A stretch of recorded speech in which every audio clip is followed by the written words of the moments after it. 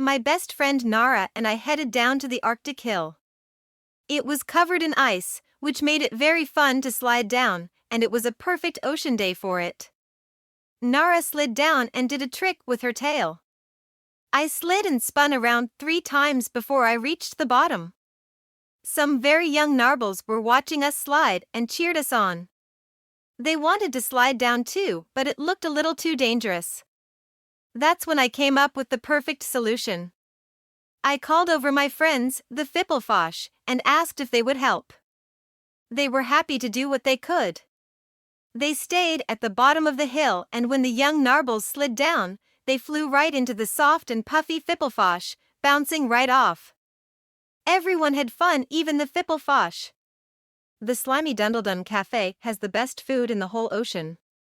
The cook, Chef DUNDLEDUN, makes my favorite meal in whole world, the Mondabondo burger. One day I visited the cafe to order a Mondabondo burger, or 2, and I saw that it was closed. What happened? I asked Chef DUNDLEDUN. He said, we've been overrun by Seabugs, and we can't open up until they're gone. Seabugs. I said, those little critters are always digging up my plants and eating them. I made a trail of plants all the way to the salty bubble holes. As the Seabugs woke up, they ate my plants and followed the trail. When they reached the holes, the bubbles shot them up high into the ocean and they floated away. I remembered that Seabugs only eat my plants at night, since they sleep during the day. So I came up with a plan. I tiptailed inside the cafe and started placing plants from my garden on the ground. I lost a few plants, but it worth it to eat my delicious Monda burger. On a beautiful day, I went to the Coral Jungle Gym to play. It was at the center of my favorite park. It had big fake fishing hooks to swing on, swimming tubes, and even an obstacle course made out of coral. It was very crowded with other narbles. When we started, I swam behind a big tire so that I didn't get hit. I jumped on a swing and swung over lots of the other fish. After a while, more and more fish were out, until it was only me and one other narble. It was my best friend Nara. I decided that it was the perfect time for a great big water fight. We divided up into 2 teams and went to opposite sides of the park. If you spit water and hit another fish, they were out. The last fish standing would win. She swam inside the swimming tubes and I followed after. They zigged and zagged and went this way and that. Just as I swam out the other end, I got hit with water. Nara had waited for me to come out, and she had won the water fight. I was happy for her, but next time I would be ready. I saw a sign that said Swimming Gungaloos, with an arrow pointing to a hut, and I decided to look inside. The Gungaloos were all inside the hut, and they were looking around for something. Their coggers, or tails, were spinning around. Which happens when they are nervous. What are you looking for? I asked. Gunga, the youngest Gungaloo, is hiding and we can't find him. He loves to play hide and seek, but this time he's hid too well, said the oldest Gungaloo. Maybe I can help, I said. Where are some of his favorite places to hide? Well, he hid in the cabinet for a long time once. When he came out he had crumbs all over his face, said a Gungaloo. And that one time he hid in the picnic basket. All the food was gone when we finally opened it, said another. I said, and what's that delicious smell? I just baked some kraken cakes. They're inside the jar over there, said a very pretty Gungaloo. I swam over to the jar and opened it up. Sure enough, Gunga was inside, munching on his 10th kraken cake. They thanked me very much for finding him, and asked how they could repay me. A delicious kraken cake was more than enough thanks. My best friend Nara and I went to the GISHY-GOSH courts to play a game. GISHY-GOSH is very fun to play. You win the game by hitting a GISHY-GOSH with your tail and sending it into the goal. Whoever scores the most goals wins. The only problem is that the GISHY-GOSH can sometimes be sticky, and if they stick to your tail, they take a long time to get off. At the courts, 2 other narbles came by and asked Nara and I to play against them. Nara was very good at GISHY-GOSH and I had never beaten her, so I was glad we would be playing on the same team. She scored 5 goals right away. But pretty soon our teams were tied. The other Narbles would yell at each other when they did something wrong. I went to whack a Gishy-Gosh with my tail, but it stuck right to it. Oh no. I thought, the game's almost over and we'll never win now.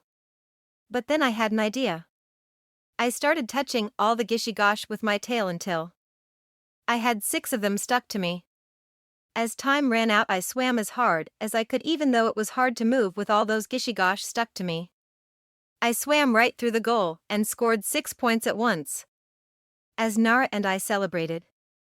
She said had never seen a player do that before, but she was glad that I had. I went to the sea library to find a good book to read. The librarian, Mrs. Eel, told me to read Captain Orangebeard and Sandy Isle. The book was about a captain whose beard was so orange that ships could see it from miles away.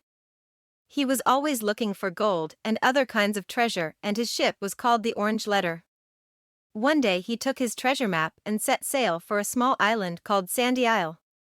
When he landed, he started walking through the jungle until he came upon a cave.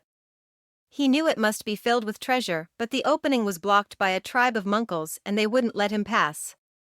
Since Captain Orangebeard was such a brave and smart pirate, he thought of a plan to get by them.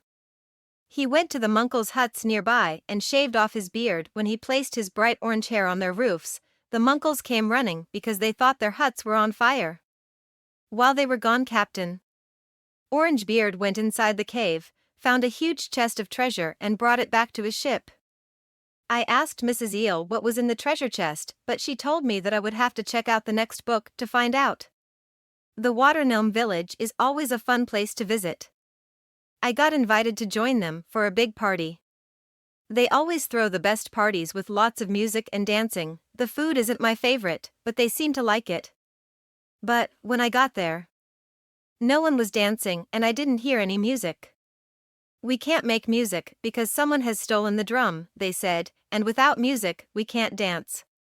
I knew I had to help them get their drum back. I swam around looking for the drum.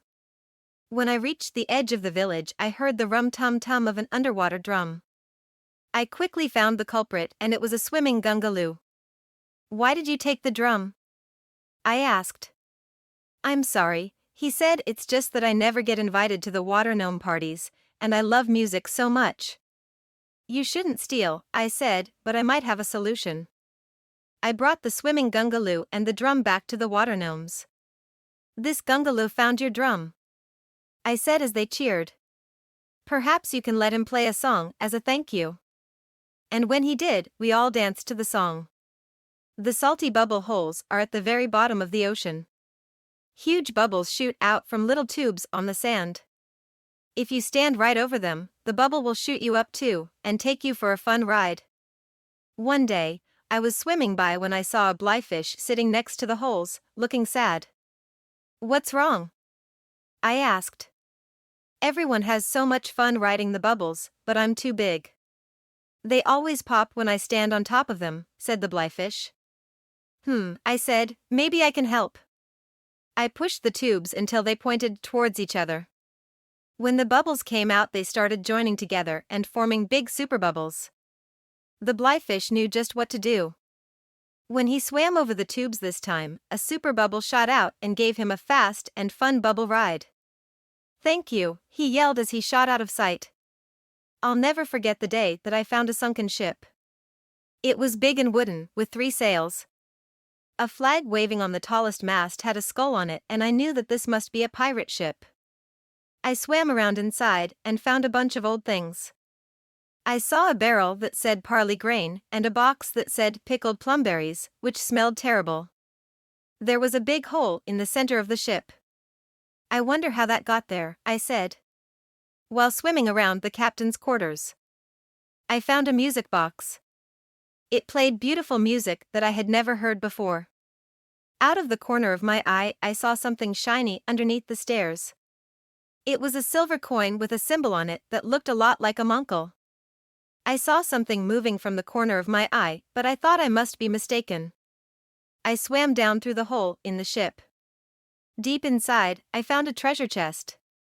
It looked like it hadn't been opened in a long, long time. Just as I was about to look inside, I heard a noise come from behind me. Instead of turning around, I swam away as fast as I could. When I looked back, I saw that the side of the ship said, "The Orange Letter." That sunken pirate ship was scary. Maybe you would have been more brave. I usually never go to the seaweed forest because they say that it's haunted. One day I decided to go inside and see what was in there. It was dark, and the seaweed was very thick. There were new and fun things that I had never seen before, too. There were new kinds of fish and plants that glowed. I saw a stream of colorful water and followed it until I came up to a cabin. It was made of old twigs and seashells. Who could live in there? I thought. There was steam coming from the chimney. So I went in to get a closer look. Someone was sitting in a chair, but I couldn't see who they were. I thought about knocking on the door, but it had a pirate symbol on it, and I decided it was best not to bother them.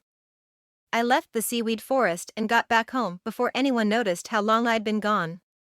I decided to head to the Sea Cottage Theater to catch a show because they always put on the best plays. The play they were performing was called Orangebeard's Adventures. A water gnome played Orangebeard, and he wore orange seaweed on his face to look like a beard. The actors pretended that they were pirates, sailing across the ocean looking for treasure. They encountered huge waves and sea monsters, and even sunburn. At the end, Orangebeard found a wonderful treasure and brought it back to his ship. He locked it inside a chest and told the audience that he keeps the key in his favorite place in the world. I wondered where that could be as I clapped loudly with my fins. A current took me further than I'd ever swum before. What I found there was amazing. It was an underwater volcano. It looked like the volcano hadn't erupted in a long time, but I was very careful anyway. I started collecting black rocks from around the volcano because they were shiny. That's when I saw a shape on one of the rocks that I recognized right away. It looked like a fin print from a grumblefish. We don't see grumblefish very often because they aren't very friendly. They're greedy and like treasure a lot, but not the bottom of the ocean. I wondered what a grumblefish would be doing at this volcano, as I took the rock home with me.